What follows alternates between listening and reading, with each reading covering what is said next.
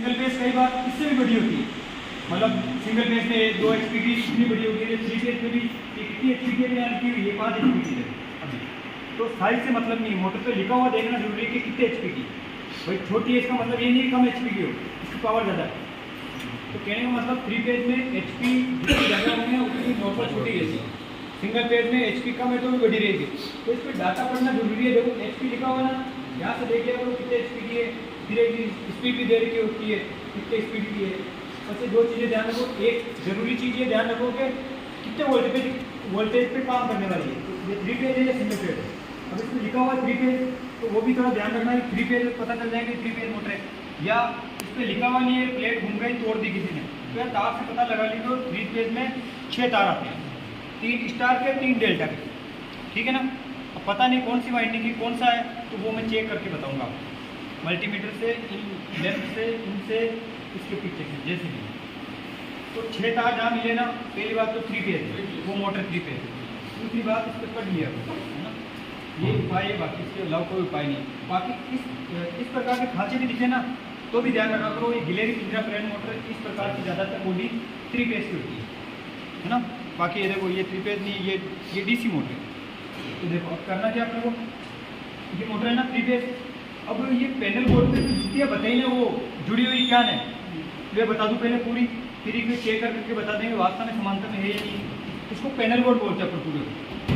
इसके ऊपर सारे लगे हुए, देखो स्टार्टर भी लगा हुआ है, ये स्टार्टर है, ये स्टार्ट में चलाएगा और फिर डेल्टा में चलाएगा, अभी चला लेंगे, ठीक है। इसके अलावा देखो इधर देखो, कोई नहीं दिख रहा नहीं, इसको भी घुमा दूंगा अभी। देखो एक बार देखो, ये वोल्ट मीटर है, ये 3 फेज सप्लाई है ना, तो ये यहाँ पे 440 तक बताएगा, ठीक है ना। ये मीटर है वोल्ट मीटर। और पीछे वाला सुनना है तो टेबल पे बेंच पे खड़े हो जाओ, कोई दिक्कत नहीं, मुझे हो जाओ, खड़े हो जाओ आप, ठीक है ना।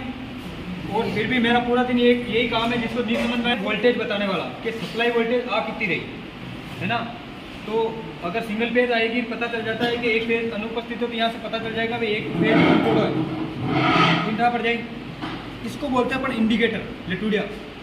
ये हमेशा फेज और न्यूट्रल के बीच में जुड़ी हुई है, मतलब 2 तारों के बीच में जुड़ी हुई है, ठीक है ना। तो फेज आते हैं, एक फेज पे पता चल जाएगा भाई 3 फेज आ रही है, यहाँ से भी पता चल जाएगा, ठीक है। 2 बातें हो गई, इधर देखो, ठीक है ना। ये लिखा हुआ ना, देखो ये चीज बताया था लकीर एक ऐसे सांप जैसे भटकाई हुई, मतलब ये घर में या पावर से जो सप्लाई आती है ना, वो ऐसी प्रत्यावर्ती धारा करंट बोलते हैं, अल्टरनेटिंग है, ठीक है। ए लिखा हुआ है तो ये ए मीटर है, करंट को मापने वाला मीटर। तो मोटर कितनी करंट लेगी, आगे से कितनी करंट आ रही है वो तो फिक्स होती है, उसको कोई नापने की जरूरत नहीं होती। आगे से कितने वोल्टेज आ रहे हैं वो चेक करना पड़ता है। सिंगल फेज या 3 फेज की 2 ही चीज़ आती है, या तो सिंगल फेज या 3 फेज। ये कब काम करेगा, जब चलाएंगे तो पता चलेगा ये मोटर करंट कितनी ले रही है। इसको स्ट्रैंड में जोड़ा हुआ है, एक तार को तोड़ के बीच में जोड़ दो, इसको स्ट्रैंड के न्यूट्रल और फेज के बीच में जोड़ेंगे तो भी वोल्टेज बताएगा, लेकिन वो सिंगल फेज से बताएगा। 2 फेजों के बीच में जोड़ेंगे ना, 2 तारों के बीच में, फेज के बीच में, तो ये 440 वोल्ट बताएगा। आपने अगर न्यूट्रल फेज के बीच में जोड़ दिया ना इसको, तो फिर वो सिंगल फेज बताएगा, और इसको बराबर वोल्ट मिलेंगे तो भी ना। मतलब एक काला और एक लाल के बीच में जोड़ दोगे तो इसको सिंगल फेज ही बताएगा, और 2 फेजों के बीच में जोड़ोगे ना तब ये बताएगा 3 फेज आ गया, लाइन वोल्टेज कितने। अब देखो इधर बहुत 6 तो मोटर का सीधा सीधा गया, और 3 सप्लाई के आगे 9, ठीक है।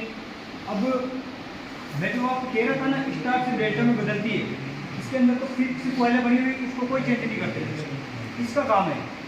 डेल्टों में इन्हें पत्तियाँ आगे पा चला गया, इधर इतनी 2 पे चाहिए, इधर 1 पे चाहिए, तो ये स्टार और डेल्टा में ये बदलता है। स्टार नीचे चलाएंगे तो ये क्या होगा कि यहाँ पे एक फेज और A1 A2 पे जुड़ जाएंगे, बात बना के बताएंगे, ठीक है ना। तो इसको स्टार डेल्टा स्टार्टर बोलते हैं, ठीक है ना।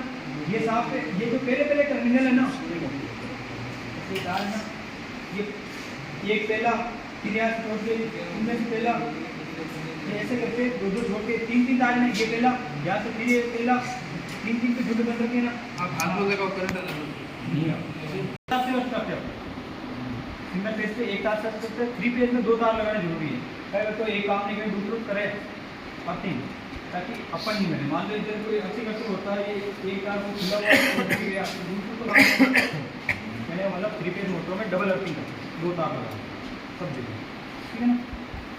अब क्या करना है, इसके पीछे का सीन बताओ, देखो सीधे सीधे समझो ना। अगर देखो ये एमसीबी है ना, मैंने बताया ना कि एमसीबी या फ्यूज लगाता तो फ्यूज तो बटे लागोड़ा स्टेट है, फ्यूज तो बीच जगह लागोड़ा है ना, तो बटों अटा आ रहा है, तो बोलते थे इतनी जगह बटे बताओ सारा, इसमें तो कहीं भी लगा सकते हैं, ICT की बात भी लगा सकते थे बटे भी